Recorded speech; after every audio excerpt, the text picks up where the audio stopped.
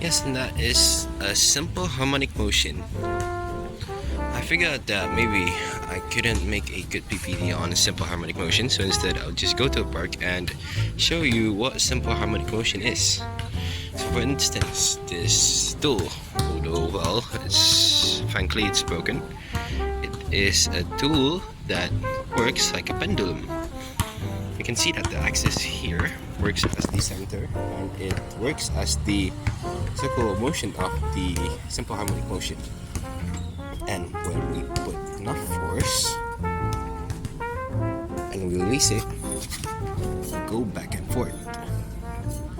And as it goes back and forth, it creates a simple harmonic motion because it goes to its furthest displacement and went back to zero, which is the middle, and it goes back on and on and on.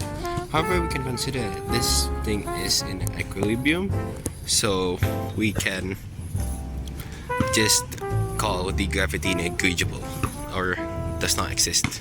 And then if we see how the characteristic of this is, we can see how we can actually graph it into a sine or cosine graph depending on where do we release the pendulum. Okay, let's say we would like to start it from the middle. We made it stop, and we want to make it go back and forth, back and forth. So as we are starting from the middle, we can use a sine graph, and it goes like this. So,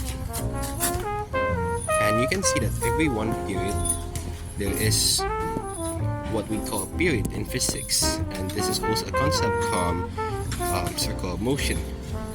So this is a concept where there is a one revolving from the start back to the start.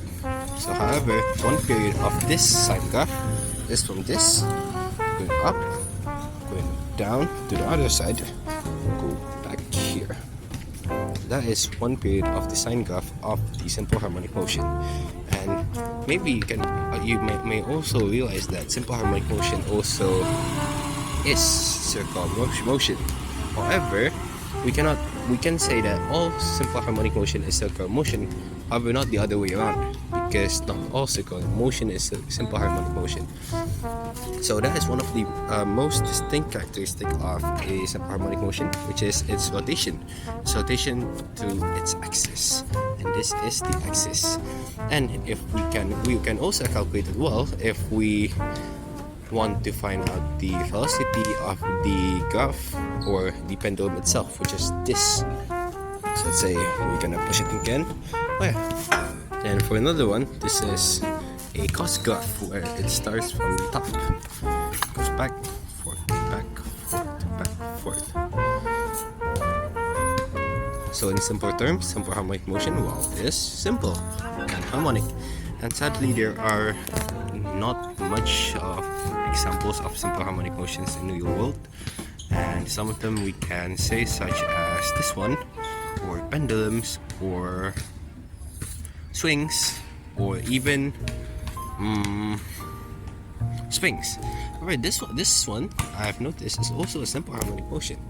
However, this is harder to push. However, you can see that they have the characteristics of a simple harmonic motion, which is an axis, and it makes a circular motion. So let's say we started as a cosine graph. Go up, up, up, up.